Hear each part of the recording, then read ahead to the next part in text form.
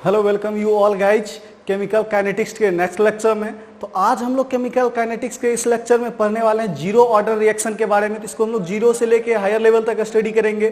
तो आप पैरेलली जो है पेन और नोटबुक लेके बैठ जाइए, जो भी इंपॉर्टेंट बातें आएंगी उसे आप नोट करते जाइएगा। तो चलिए हम लोग शुरू करते हैं। तो सबसे पहला है कि जीरो ऑर्डर रिएक्शन, राइट। तो हम लोग देखने वाले क्या, इंटीग्रेटेड रेट इक्वेशन, जिसमें कि हमें जीरो ऑर्डर, फर्स्ट ऑर्डर और सेकंड ऑर्डर और nth ऑर्डर के रिएक्शंस को देखना है। तो आज हम लोग शुरू कर रहे हैं जीरो ऑर्डर रिएक्शन से। तो देखिए ये जीरो ऑर्डर रिएक्शन हम लोग कहते किसको है। तो इसका अगर हम बेसिक डिफिनेशन की बात करें तो द रिएक्शन इन विच जो आपका रेट ऑफ रिएक्शन होता है does not depend on the initial concentration of the reactants. That means कि वैसा रिएक्शन जिसमें कि रेट ऑफ रिएक्शन जो होता है वो इनिशियल कॉन्सेंट्रेशन के ऊपर डिपेंड नहीं करता है, उस रिएक्शन को हम लोग क्या बोलते हैं, जीरो ऑर्डर रिएक्शन। फिर से एक बार रिपीट करता हूं कि वैसा रिएक्शन जिसमें रेट ऑफ रिएक्शन जो होता है वो इनिशियल कॉन्सेंट्रेशन ऑफ रिएक्टेंट के ऊपर डिपेंड नहीं करता है, उस रिएक्शन को हम लोग क्या बोलते हैं, जीरो ऑर्डर रिएक्शन। अगर कुछ हम एग्जाम्पल की बात करें जीरो ऑर्डर रिएक्शन की, तो इसमें आपको सबसे पहला दिखेगा एंजाइम कैटलिस्ट रिएक्शन, राइट। जो आपके बॉडी के अंदर बहुत सारे एंजाइम कैटालिसिस के रिएक्शंस होते हैं, बायोमॉलिक्यूल्स के या बायो के रिएक्शंस होते हैं, वो क्या होता है, एंजाइम कैटालिस्ट होते हैं। आपको एंजाइम के बारे में पता होगा। तो इस तरह के जितने भी रिएक्शंस हैं वो क्या होते हैं, जीरो ऑर्डर के होते हैं। उसके अलावा reaction that takes place on the metal surface, किसी मेटल सरफेस के ऊपर जो भी रिएक्शंस होते हैं वो क्या होते हैं, आपके जीरो ऑर्डर रिएक्शंस होते हैं। अगर इसकी बात करें तो आपने पढ़ रखा होगा कि एल्कीन के ऊपर जब हम H2 के साथ हाइड्रोजिनेशन कराते हैं यूजिंग पीटी कैटलिस्ट वगैरह वगैरह, तो यहाँ पे आपको एल्केन का फॉर्मेशन होता है। किसका फॉर्मेशन होता है, एल्केन का। तो इस तरह के रिएक्शन, या आप इवन एल्काइन रखते हो तो भी क्या बनता है, एल्केन बनता है। आपने ऑर्गेनिक केमिस्ट्री में पढ़ा होगा। तो इस तरह के रिएक्शंस भी क्या कहलाते हैं, आपके जीरो ऑर्डर रिएक्शन कहलाते हैं। Now coming to the dissociation of hydrogen iodide HI on gold plate, right. तो इसमें आपका क्या होता है कि जो HI है ये ब्रेक होता है किसमें, H2 प्लस I2 गैस में ऑन द गोल्ड प्लेट। ध्यान रखिएगा यहाँ पे गोल्ड प्लेट क्या होता है, एज ए कैटलिस्ट के तौर पे काम करता है। तो ये भी एक टाइप का कैटालिसिस रिएक्शन ही है, ये भी आपको पता है कि एज ए कैटालिसिस रिएक्शन ही है, और एंजाइम कैटालिस्ट तो है ही। तो मोस्टली जो हम देख रहे हैं एग्जाम्पल कैटालिसिस रिएक्शन, वो जनरली क्या होता है, जीरो ऑर्डर रिएक्शन। उसके अलावा आपको पता होगा H2 प्लस Cl2 HCl बहुत ही कॉमन सा रिएक्शन है। जब ये सनलाइट के प्रेजेंस में होता है तो ये किस ऑर्डर को फॉलो करता है, जीरो ऑर्डर को। उसके अलावा आपने पढ़ा होगा कि एल्केन के ऊपर ऑर्गेनिक में, राइट, क्लोरीनेशन कराते हैं इन प्रेजेंस ऑफ सनलाइट। तो यहाँ पे जो आपको बनता है हेलो एल्केन बनता है। क्या बनता है, हेलो एल्केन। तो ये रिएक्शन भी क्या होता है आपका, जैसे इसके एग्जाम्पल की हम बात करें, सपोज दैट अपने पास CH3 है, राइट। इसको हम लोग क्या करेंगे, Cl2 के प्रेजेंस में सनलाइट में रिएक्ट करा देंगे, तो ये बन जाएगा आपका CH3 CH2 Cl। तो ये रिएक्शन भी क्या होगा, आपने ऑर्गेनिक में पढ़ रखा है। तो this kind of reaction is also comes under the zero order reaction. That means आप क्या बोल सकते हो, हेलोजिनेशन ऑफ एल्केन। मैंने एग्जांपल और नहीं लिखा है, राइट, हेलोजिनेशन ऑफ एल्केन भी आप लिख सकते हो। उसके अलावा decomposition of ammonia gas, ammonia gas को हम लोग डिकम्पोज कराते हैं तो क्या बनता है, नाइट्रोजन और हाइड्रोजन गैस। क्या बनता है, नाइट्रोजन और हाइड्रोजन गैस। तो आपको टेम्परेचर 1130 केल्विन रखना होता है, और जो कैटलिस्ट होता है यहाँ पे प्लेटिनम होता है। तो इस तरह से बहुत सारे अपने कैटालिसिस रिएक्शन देखे, या सनलाइट के प्रेजेंस में होने वाले जो रिएक्शंस होते हैं, तो वो आपके क्या होते हैं, जीरो ऑर्डर रिएक्शन। क्या होता है, जीरो ऑर्डर रिएक्शन। तो आई होप कि आपको ये बेसिक डिफिनेशन और कुछ एग्जाम्पल समझ में आए होंगे। तो अब हम लोग इसका इंटीग्रेटेड रेट इक्वेशन जो होता है जीरो ऑर्डर का, उसको देखने वाले हैं। तो एक फटाफट आप इसको एक बार नोट कर लीजिए या स्क्रीनशॉट ले लीजिए, राइट। इसके हम लोग इंटीग्रेटेड इक्वेशन को देखने वाले हैं।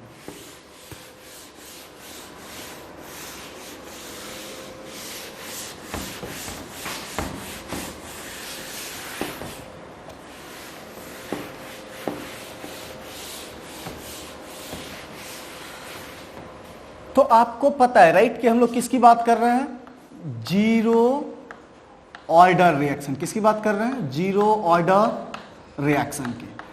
तो जीरो ऑर्डर रिएक्शन में आपको पता है कि सपोज दैट कोई रिएक्टेंट A है, वो किस में कन्वर्ट हो रहा है, प्रोडक्ट B में कन्वर्ट हो रहा है, राइट।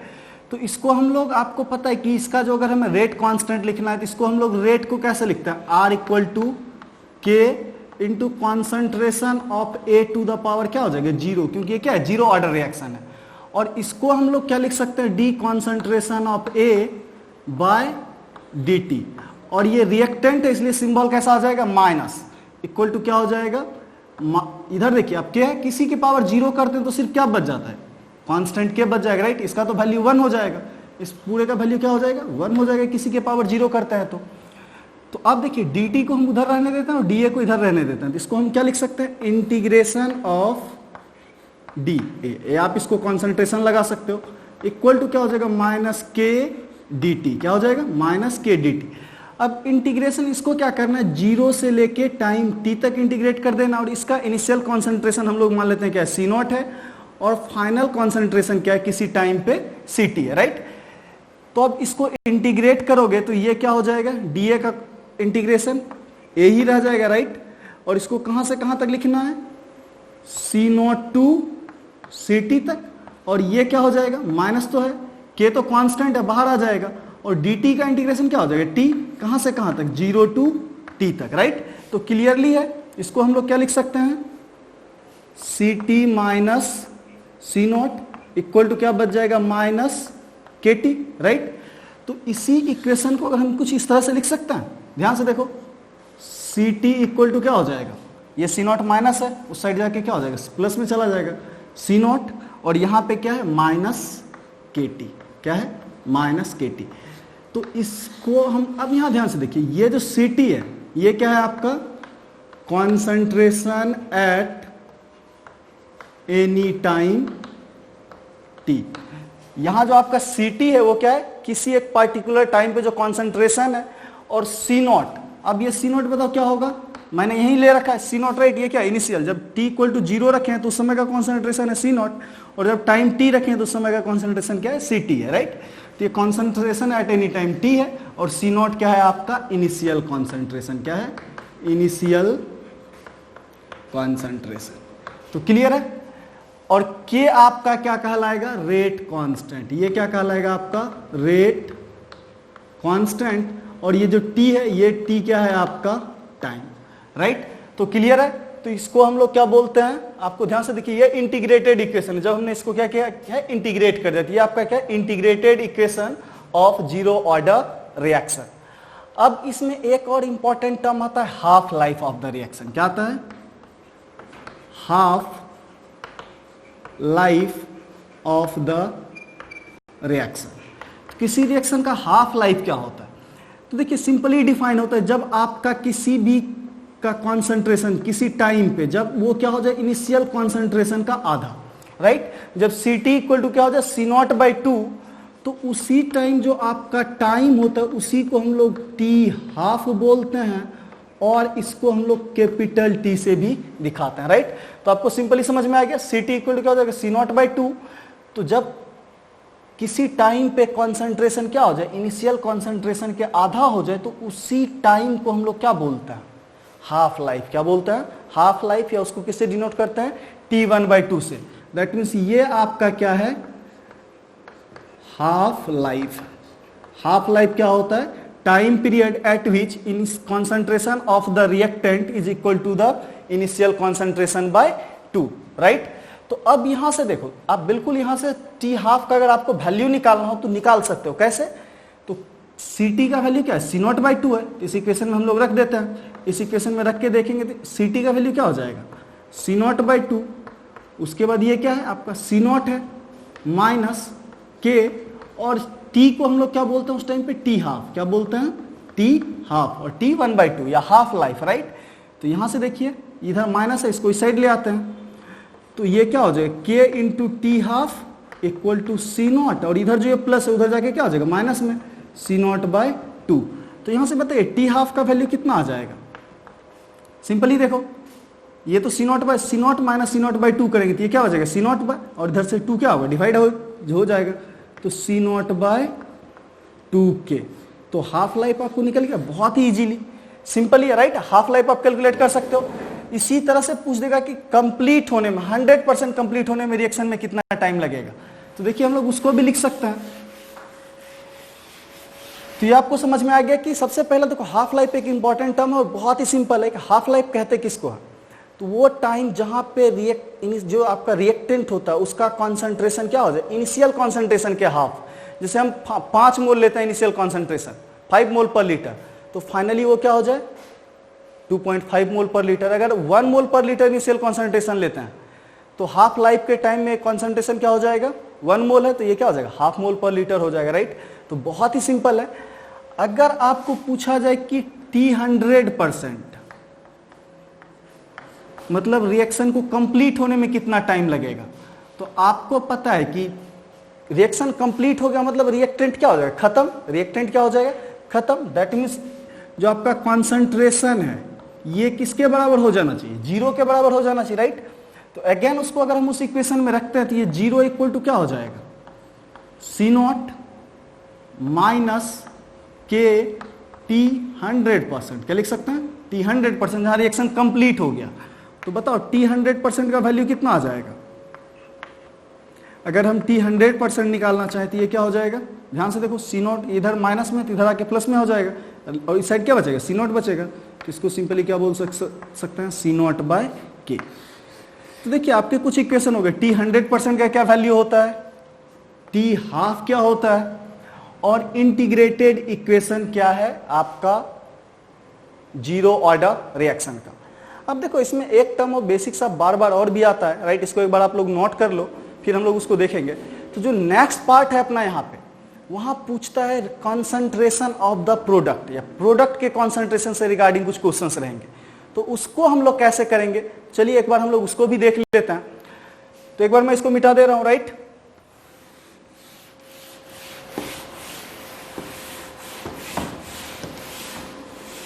तो गाइस बने रहिए, हम लोग देखने वाले हैं प्रोडक्ट के कॉन्सेंट्रेशन से रिलेटेड भी हम इस इक्वेशन को कैसे रिलेट कर सकते हैं। तो सपोज दैट आपका कोई रिएक्शन है क्या, A2B, क्या है A2B है, राइट। तो पता है कि इसका इनिशियल कॉन्सेंट्रेशन क्या होगा, C0। उस समय प्रोडक्ट क्या होगा, कुछ नहीं होगा, 0। कुछ टाइम के बाद इसका कॉन्सेंट्रेशन सपोज दैट हम घट जाता है, और वो कितना से घट जाता है, X से। तो जितना ये कंज्यूम होगा उतना ही बनेगा। तो ये कितना कंज्यूम हुआ है, राइट। ये हम किसकी बात कर रहे हैं, T=0 पे, और ये हम किसकी बात कर रहे हैं, किसी पर्टिकुलर टाइम पे कि उसका कॉन्सेंट्रेशन कितने से डिक्रीज करेगा, X से। तो प्रोडक्ट भी कितना बनेगा, यहाँ पे X बनेगा। बहुत ही सिंपल है, कोई डाउट नहीं होना चाहिए। तो अब इस इक्वेशन को अगर हम रखते हैं अपने किस में, इंटीग्रेटेड इक्वेशन में, तो आपको पता है इंटीग्रेटेड इक्वेशन क्या था, CT=C0 - KT। तो अब देखिए CT के जगह हम लोग क्या रख सकते हैं, C0 - X इक्वल टू क्या हो जाएगा, C0 - KT। और जब आप इसको सॉल्व करेंगे तो ध्यान से देखिएगा, C0 तो कट जाएगा, -X इक्वल टू -KT। तो X इक्वल टू क्या हो जाएगा, K×T, राइट। जहां X क्या होगा, ध्यान से देखिए, X क्या है, कॉन्सेंट्रेशन ऑफ प्रोडक्ट है, क्या है, कॉन्सेंट्रेशन ऑफ प्रोडक्ट, क्या है, कॉन्सेंट्रेशन ऑफ प्रोडक्ट है। K तो आपको पता है रेट कांस्टेंट है, और T क्या है, आपका टाइम है। T क्या है, आपका टाइम है। तो बहुत ही सिंपल है, यहां से हम लोग क्या कर सकते हैं, कॉन्सेंट्रेशन ऑफ प्रोडक्ट को भी लिख सकते हैं। सपोज दैट कोई बोलेगा सर आपने तो यहाँ 1 रखा है ना, यहाँ पे 2 हो जाएगा। तो आपको बहुत ही सिंपल है, 1 मोल से कितना बन रहा है, 2 मोल बन रहा है। तो यहाँ X कंज्यूम हुआ है तो ये कितना बनेगा, 2X बनेगा। फिर से इस इक्वेशन में रख दीजिए तो इक्वेशन तो यही रह जाएगा, राइट। ये X डिक्रीज होती है, 2X फॉर्म होगा। तो ये X क्या निकला, कितना कंज्यूम हुआ, तो ये बनेगा क्या, उतना से 2 गुना। तो अब कॉन्सेंट्रेशन ऑफ प्रोडक्ट क्या हो जाएगा आपका, ध्यान से देखिए, आपका X क्या है, decrease in concentration of A। तो increase in concentration of B क्या हो जाएगा, उसके 2 गुना, दैट इज योर 2X। तो अब आपको पता है X का वैल्यू आपको पता है, तो यहां से प्रोडक्ट का कॉन्सेंट्रेशन आप क्या लिख सकते हो, 2X, जिसका वैल्यू क्या हो जाएगा, 2KT। तो बहुत ही सिंपल है, आप इजीली इस तरह के रिएक्शंस को सॉल्व कर सकते हो कि अलग अलग मेथड से। तो इस पे हम अब एक क्वेश्चंस देखेंगे, राइट।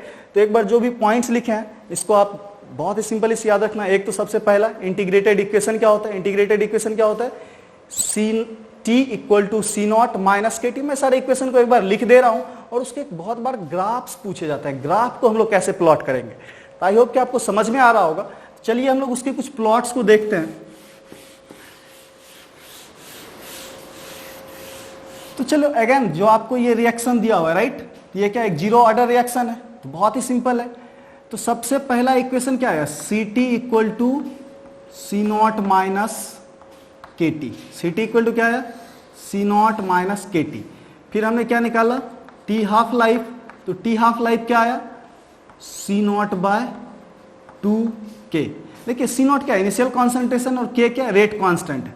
दैट मीन्स ये भी पूछा जा सकता है कि हाफ लाइफ किसके प्रोपोर्शनल होता है, तो आप बोल सकते हो directly proportional to C naught, right. Half life क्या होता है, इनिशियल कॉन्सेंट्रेशन के डायरेक्टली प्रोपोर्शनल होता है, राइट। क्लियर है। और हमने देखा कि x का value, that means decrease in, इसको क्या बोलेंगे, decrease in concentration of reactant equal to किसके बराबर हो जाता है, kT, किसके बराबर हो जाता है, kT, राइट। और t 100% पता है, सी नॉट बाई क्या होगा, k होगा। तो अगर हमें इसका ग्राफ प्लॉट करना हो, ct वर्सेस t का, बहुत बार पूछा जाता है ct वर्सेस t का ग्राफ आपको प्लॉट करके दिखाना है। तो देखिए आपको पता होगा, इसको हम लोग y एक्सिस पे रख लेते हैं, तो इसको equal to c plus M X. तो इसका इक्वेशन आपको पता है क्या होगा, ऑरिजिन से होके पास करता है, राइट। इक्वेशन कहां से जाएगा, ये c क्या होता है आपका, ध्यान से देखो, m क्या होगा, स्लोप होगा, m क्या होगा, स्लोप होगा, c क्या होता है, कांस्टेंट, जो कि y एक्सिस का इंटरसेप्ट होता है, क्या होता है, y एक्सिस का इंटरसेप्ट होता है, राइट। आपने बेसिक मैथ्स में पढ़ रखा है। तो c का वैल्यू क्या होगा, suppose that this is your c, तो इसका वैल्यू क्या हो जाएगा, c नॉट, राइट। m का वैल्यू क्या, माइनस के है, स्लोप निगेटिव है, दैट मीन्स कर्व किधर जाएगा, इधर।